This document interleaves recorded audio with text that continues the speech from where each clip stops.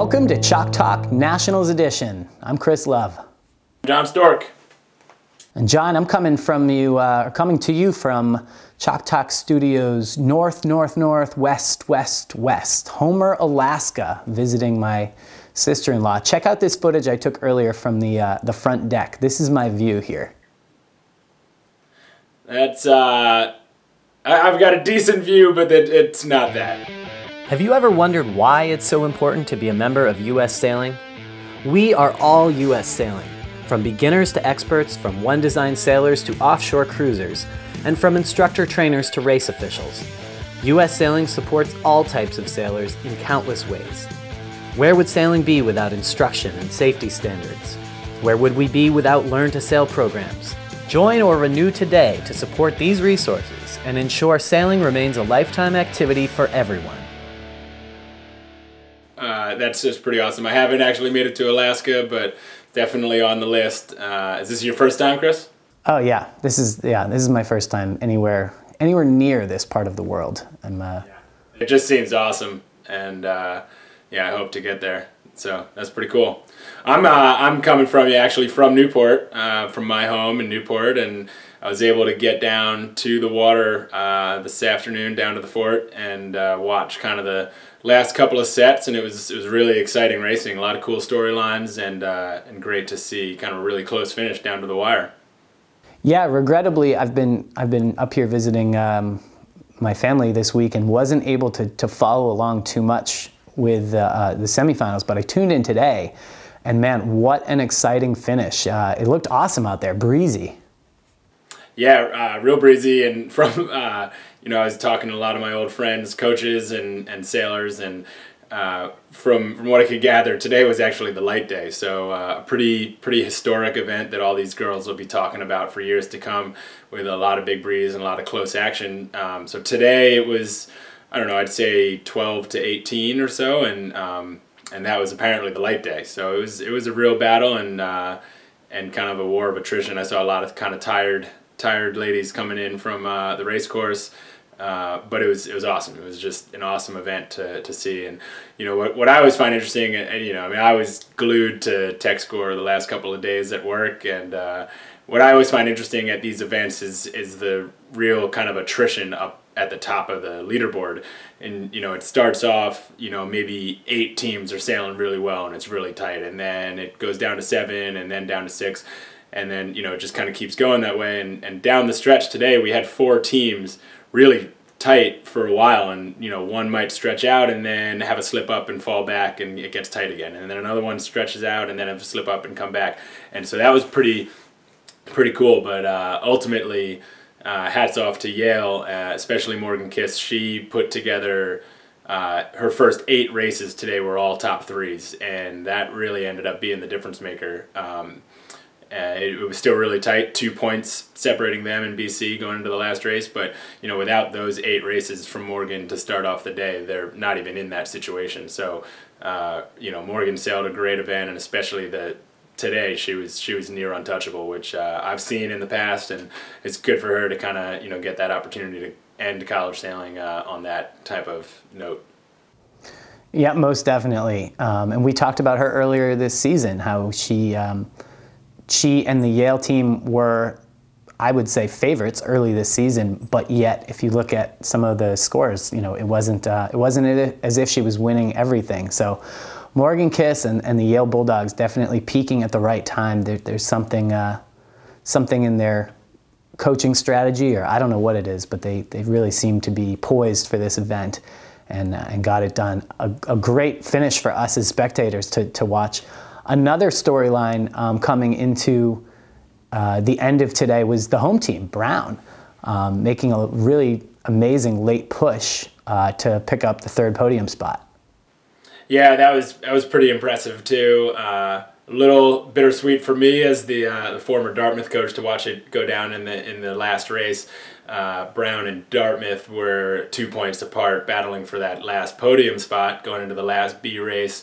But hats have to go off to Brown, especially a large group of veterans in B division. I think they sailed 5 sailors, 3 seniors, and 2 juniors, and that group actually ended up winning B division in a really young B division. If you look at the top end of the leaderboard in B division, it's a lot of freshmen and sophomores, and then this group of veterans, and it's pretty amazing to watch seniors go out and pull a 1-1 set in their final set of college sailing, at their, not their home venue, but just down the bay in their home boats with all of their teammates on the seawall. It was a pretty magical moment for the Brown Bears, and something really cool to watch. Even if you're like me and you don't really have any attachment to Brown, it's cool to see people, kind of have that experience, and it's awesome. One kind of cool note was, that was Kelly McGlynn skippering those last two races to finish her career with a 1-1 set,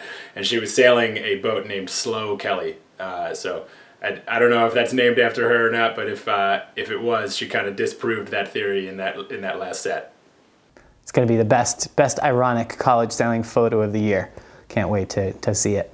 We kind of glazed right over semifinals, but this was not the format that you and I thought it was going to be, and apologies to our audience for misinforming you earlier this season.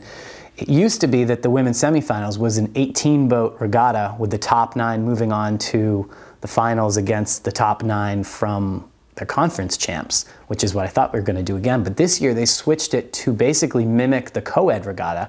Everybody sails semifinals, 2 separate regattas of 14 teams each, and the top 9 meeting for finals, which from my perspective, looking at the teams, looking at the lineups here and the personnel, this makes this year's regatta not only the most competitive women's nationals ever, but probably the most competitive women's regatta of the year, if not ever, because you have no automatic buys into the finals, and you have all of the names from college sailing at this regatta. There's no competing co-ed or team race to worry about.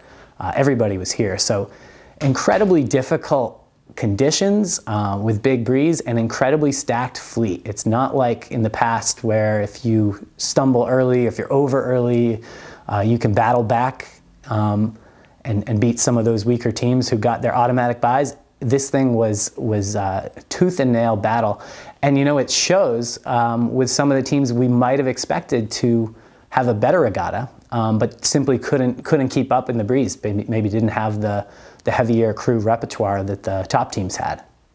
Yeah, you definitely needed I mean, if you look at one thing, because I'm a total college sailing nerd, the one thing I always look at is you look at the RP information, the names sailed in the divisional results, and you always know it's a war of attrition and a really windy event if there's just like tons of names. Each school has like a really, really deep block of names, and there definitely were some teams that seemed to lack some depth on the bench and some versatility of players, which is too bad for them. But like you said, this was a really hard event, possibly the most competitive women's event, and in terms of depth, maybe ever, because of the new format, which is really cool. And I apologize because I was at that meeting last year when it got voted through, so I should have remembered that it was a new format this year, but I just didn't. But either way, it was an awesome event for all of these ladies, and yeah, if you look at the leaderboard, there were some really good sailors that finished towards the bottom end of these divisions, and I know that those sailors are going home really disappointed, but they have to realize that if they look up the leaderboard, it's nothing but good sailors in front of them, and so if you have a totally loaded division, somebody really good is going to finish at the back end, and that's kind of how it goes, and that's better for the sport if divisions are that good, and it's really good for women's sailing too. Women's sailing is an awesome aspect of our sport that's growing all the time. I think more and more people are waking up and realizing that these girls are really, really good and they can compete with anybody. And if we have stacked events like this that really showcase how good these girls are, it just means better things for the future. And another feature of a format that was introduced last year, so still a pretty new format, is having the Quantum Female Sailor of the Year announced just minutes after the end of the regatta. So Erica Reinecke and Morgan Kiss, finalists again. And to no one's surprise, I don't think, Morgan Kiss, the A Division winner and national champion, gets the award. So congrats to her. And John, I know you caught up with her and her coach, Zack. Why don't we start with Morgan, take me through kind of the last couple of races. How much did you know about the points? I'm sure you knew. It obviously finished with a B division race, but you had a lot of power coming down the stretch, so take us through the last couple of races. I think Zack was trying to keep me calm and wasn't talking too specifically about points. I think that the goal was just to maintain consistency, and towards the last two sets he told me to stay close to BC, who is our closest competitor, if we had the opportunity to, but we mainly just focused on executing our own races and keeping our speed up in the wind. Cool. And Zack, this team has had a hell of a run on the co-ed side, team racing, and the women's side the last bunch of years. But this is actually your first women's win at nationals in a little while, and I know from my history, you guys came really close a bunch of times, and it must be an awesome feeling. What kind of your emotions now? Oh, it is a great feeling. Everybody worked really hard all year long, and you really just hope in the end that you can put yourself in a position to have a chance to win, and we've done that a number of times and come up 4 or 5 points short with Morgan teams, and this time we came out on the right side of it. It was great. Cool. Well, congratulations to both of you guys. Morgan, College Sailor of the Year. Awesome job. You guys have worked really hard for a bunch of years, and you deserve it, so nice job. Thank you. Thanks again to Morgan and my old friend Zack for that interview, and congrats again on a great year, great couple of years, and that team and that sailor have been knocking at the door for this for a pretty long time, and it's very well deserved. So congratulations to them. Zim Sailing is thrilled to announce that the Zim 15 will be used at the U.S. Team Race Championships through 2017, and the summer schedule is set. Marblehead, Annapolis, and Charleston will host the hottest sailors and the coolest boats as they prep for the U.S. Team Race Champs this fall. Now is the time to pick an epic team name, sign up for events, purchase your new Zim 15, or secure a charter for the summer. Visit zimsailing.com for additional information.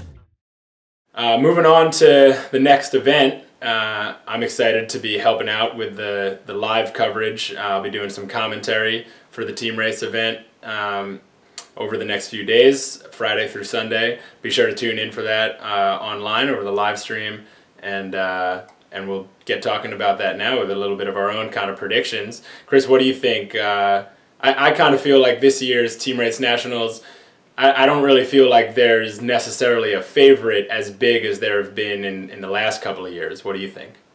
Yeah, I think absolutely you're right. We watched it develop all season. I mean, Yale was the favorite coming into the spring season. They were fairly dominant early on, although probably not. No one was as dominant this season as Yale was last year at nationals. I mean, they were undefeated through the entire thing until the final round. So I definitely don't think we're going to see that again from anybody. Yale remains the favorite, I'd say, but we saw them get beat at their conference championship. We saw them stumble at some of the big interconferences, and I think you're right. We haven't really seen anybody emerge as being clear-cut better than the rest. So just I'll kind of go through the whole lineup here. We've got 16 teams again, making this a more competitive regatta. They introduced this last year, I think, more competitive than the 14-team regattas of the past. But it's still, it's still the same 8 names that we always talk about that are going to come up again here. So here's the whole lineup: Georgetown, St. Mary's, Navy, Fordham, Wisconsin, Michigan, Boston College, Roger Williams, Yale, Tufts, Oregon State, Stanford, UCSB, Charleston, USF, and Texas A&M. So I wouldn't be surprised to see another matchup just like we saw with the women between Yale and BC at the top. But the Final Four, I just don't know. Stanford strong.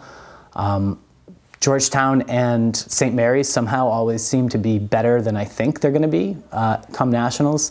And another big kind of surprise late in the season was Roger Williams finally getting it together at their conference championship with a tremendous coaching staff there. So you know, I'm not sure what we're going to see in the Final Four, but I think it's definitely going to come down to the last race or the last couple of races. Yeah, I would agree. Don't forget about the Cougars. They've had quite a good spring season as well. They're definitely in that mix. But yeah, I agree. I think there's probably, 4 to 6 teams that, arguably could win the event. Maybe only 4 teams that could win the event, but there's probably down to 6 that could spoil the event for somebody who's trying to win it. So I think we're going to have a really close event coming down to the last couple of races in the Final Four, and it should be really exciting to watch. Yeah, I'll certainly be tuning into your live coverage of that one. And then after the weekend, come Monday, we have the Gill Co-Ed Championship, the semifinals Monday, Tuesday, and the finals Wednesday and Thursday. And I'll be on site. We'll be trading places. I'll be on site helping Gary Jobson produce his ESPNU coverage of the finals on the final 2 days. So, we haven't seen much fleet racing this spring. A couple of events at the end that were mediocre in their attendance. I'm not sure that the winners of those are necessarily going to be the favorites at this regatta. John, what do you think, thinking back to the fall and thinking about team racing performances this spring, what do you think we're going to be looking at for co-eds? It's really hard to say. I would kind of agree with you. I think this spring in particular, the coaches and the good people volunteering a lot of their time to this sport, and the people that are the governing body of this sport who make a lot of the decisions, they're still working out kind of a better way to structure the spring schedule, and believe it or not, I mean, it's better now than it was before, but I think they're still working out some kinks, and as a result, I think what you were just saying is true. We don't see a lot of talent all together racing against each other at too many fleet race regattas coming down the spring, and there's a lot more focus put on team racing, rightfully so, and so it's kind of interesting. You don't really know what's going to happen, and I think you have to basically just look at talent and then look at what we saw in the fall, and I think you have to look at Yale again as a favorite. They're just loaded with talent. Their skippers are unbelievable.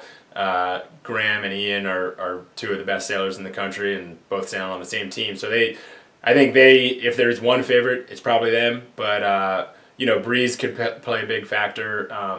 I think BC is a total player in all breeze strengths.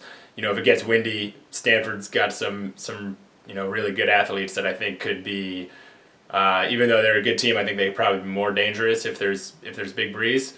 And I don't know. And then there's plenty of other people that are in the mix. I mean, we didn't see Nevin Snow a whole lot this spring, but he's one of the best players in the country as well. And if he gets really hot, sometimes that's the difference maker. If one team has somebody really hot that you can't really compete with, then a lot of times that team ends up kind of walking away. I mean, you look back at the history of these events, and a lot of times the winning team often has somebody winning their division by 20+ points, and that's hard to compete with, especially these days and age with the 2 semifinals and really deep regatta. If somebody gets that hot, it's hard to deal with. So I don't really know what's going to happen, but it'll be pretty exciting to watch, and I'm glad that you get to work with Gary, and we'll have some great footage. Yeah, I'm definitely looking forward to that. So join us next week. We'll meet on that final day of co-eds and look back at these 2 events and recap the season for you. But for this week, I think that's going to do it. All right. Thanks. See ya. Thanks, John. Have a great weekend at Team Racing.